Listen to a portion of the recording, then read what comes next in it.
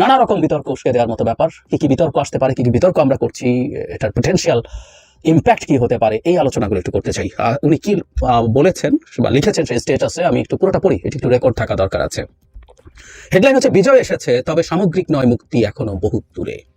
হিমালয় থেকে বঙ্গোপসাগর পর্যন্ত এই অঞ্চলের সভ্যতা সংস্কৃতির যে গড়ন, তা আদতে উত্তর ভারতের চাইতে আলাদা। মুসলিম হিন্দু নির্বিশেষে সে সভ্যতা ও সংস্কৃতির পূর্ণ বিকাশ ও হিমালয় থেকে বঙ্গোপসাগর পর্যন্ত জনপদ পুনরুদ্ধার ব্যতীত পোকায় খাওয়া পূর্ব পাকিস্তান হয়ে বাংলাদেশ দিয়ে আমরা মুক্তিকে ছুঁতে পারবো না। মানুষের মুক্তির প্রশ্নের সাথে সভ্যতা ও সংস্কৃতির মুক্তির প্রশ্ন সম্পর্কিত। ভারত একটা ঘেরাও এবং গেটো কর্মসূচি নিয়েছে। 47-এ হিন্দু মৌলবাদী ও কুলিনদের অখণ্ড বাংলা বিরোধিতা থেকে এ পোকায় খাওয়া খণ্ড বাংলাদেশের জন্ম। ওই দেশকে রাষ্ট্র হিসেবে পত্তন করতে হয়েছে পাকিস্তানি হায়নাদের বিরুদ্ধে একটি জনযুদ্ধের মাধ্যমে। আবার এই রাষ্ট্রের জন্মদাগ তথা ভারত নির্ভরতা, ভারতের আধিপত্য মুক্ত রাখতে 75 আমরা খেয়াল করি আর 24 ঘটাতে হয়েছে। দুই ঘটনার ব্যবধান 50 বছর, কিন্তু আদতে কিছুই পরিবর্তন হয়নি। আমরা ভূগোল বন্দোবস্তে আটকা পড়ে গিয়েছি। তাই আমরা বলছি নতুন ভূগোল বন্দোবস্ত লাগবে। একটা খণ্ডিত ভূমি, একটা জন্মদাগ নেওয়া রাষ্ট্র দিয়ে হয় না। সাংস্কৃতিক হেজিমনি লাগে, নইলে 71 আর 24-এর বয়ান স্লোগান কেবল মিছে চিৎকার হয়ে পড়ে রইবে। 71-এর পরে 75 আর 24 দেবার সুযোগ আসার পর আমরা 72-এর মুজিববাদী বন্দোবস্তকে পুরোপুরি নস্যাৎ করতে পারি না। আমরা চেষ্টা করতেই পারি, বারবার প্রাণ দিতে পারি, কিন্তু এই খণ্ডিত ঘেরাওকৃত গেটো বাংলা নিয়ে আমরা সত্যিকার বিজয়, স্বাধীনতা কিংবা মুক্তি অর্জন করতে পারবো না। মনে রাখতে হবে, দক্ষিণ এশিয়ায় আশরাফ মুসলিমদের ভূমি পাকিস্তান, ব্রাহ্মণ্যবাদী হিন্দুদের ভূমি ভারত, আর হিন্দু মুসলিম দলিত নির্বিশেষে নিপীড়িত মজলুম মানুষের ভূমি বাংলাদেশ। তাই বাংলাদেশকে এই খাঁচা ছেড়ে বেরোতেই হবে। দক্ষিণ এশিয়া নয়, পুরো গ্লোবাল সাউথ বাংলাদেশের নেতৃত্ব অনুসরণ করবে। বাংলাদেশের প্রাণ আজ 24-এ শহীদদের কোরবানির ভেতর দিয়ে মুক্তি খুঁজছে। 24 কেবল শুরু, শেষ বিন্দু নয়। অভ্যুত্থানের নেতৃত্ব জানেন তাদের লড়াই অসমাপ্ত। এই লড়াই শেষ করতে তারা এখনো জীবন দিতে প্রস্তুত, যাবেও হয়তো তাদের জীবন। তবু আমাদের শাহাদাতের উপরে দাঁড়িয়ে চূড়ান্ত বিজয় ও মুক্তি ত্বরান্বিত হোক। বিশেষ দ্রষ্টব্য এই ছবিটা ভাসানী আবুল হাশিম, যোগেন মন্ডল, সোহরাওয়ার্দী সহ সব জাতীয় নেতাই পাকিস্তান আন্দোলনে বিতরণ করেছেন। তাজউদ্দিন ও শেখ মুজিবুর রহমান তাদের অন্তর্ভুক্ত ছিলেন। বাংলাদেশ শুরুর বিন্দু, অন্তবিন্দু নয়। 47 হয়ে 71 থেকে 24-এ শেষ নয়, ইতিহাস এখন অপেক্ষমান। দেখতেই পাচ্ছেন এখানে একটা ম্যাপ দেওয়া হয়েছে, যেখানে ভারতের 7 সিস্টার্স রাজ্যগুলো এবং অনিবার্যভাবে পশ্চিমবঙ্গের একটা বড় অংশ ইনক্লুডেড।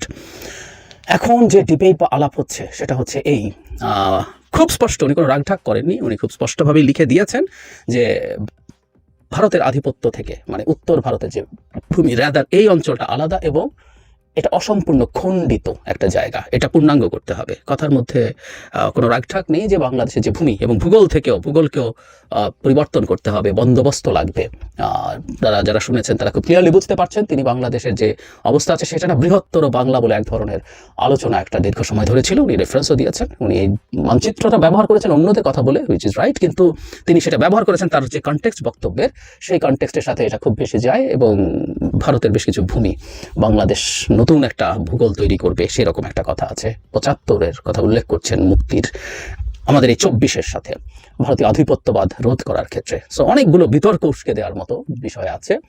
সবচেয়ে জরুরি কথাটা হচ্ছে এই যে আমরা কোনো স্বাধীন সার্বভৌম রাষ্ট্রের ভূমিকে আমাদের অংশ হিসেবে দেখাতে পারি কিনা এবং আমরা প্রকাশ্যে ঘোষণা দিতে পারি কিনা যে আমরা এটা করতে যাচ্ছি।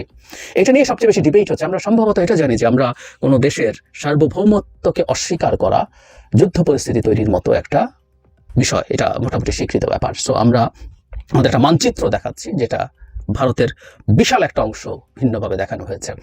এখানে একটা কথা জরুরি যে পরাশক্তিগুলোর মধ্যে এই ধরনের চর্চা আছে, যেমন চায়না তার ম্যাপে অরুণাচল প্রদেশকে তার অংশ হিসেবে বহুবার দেখিয়েছে। এটা ভারত তীব্র প্রতিক্রিয়া দেখিয়েছে, কিন্তু এটা রাষ্ট্রীয়ভাবে হয়েছে।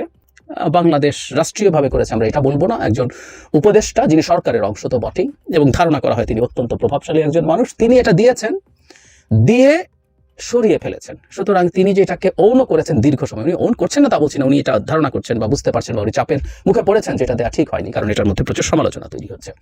উনি সরিয়ে ফেলেছেন, কিন্তু তারপরও সরকারের একজনের পক্ষ থেকে এরকম দেয়া কতগুলো বাজে বিতর্ক তৈরি করবে। আমরা খেয়াল করেছি অনেকেই যে যারা মাহফুজ সম্পর্কে খুব বাজে একটা প্রচারণা ভারতে আছে, সেটা হলো তিনি হিজবুত তাহরিরের সদস্য। আমি ভিনা সিকরিকে রিপিটেডলি এই কথা এবারকার এই ইসকন ইস্যুতে, চিন্ময় ইস্যুতে যখন প্রচুর আলোচনা হচ্ছে, আমি একদম ক্লিয়ারলি দেখেছি যে ডক্টর ইউনূসের সরকার স্রেফ ফান্ডামেন্টালিস্টদেরকে দিয়ে তৈরি, এর মধ্যে একটা গুরুত্বপূর্ণ উদাহরণ হিসাবে যারা মাহফুজকে বলা হচ্ছে। তো এখন সেই মাহফুজ এবার ভারতের স্টেটের ইন্টিগ্রিটি নিয়ে প্রশ্ন তুলেছেন উনি, একদম রাগঢাক করা ছাড়াই তুলেছেন।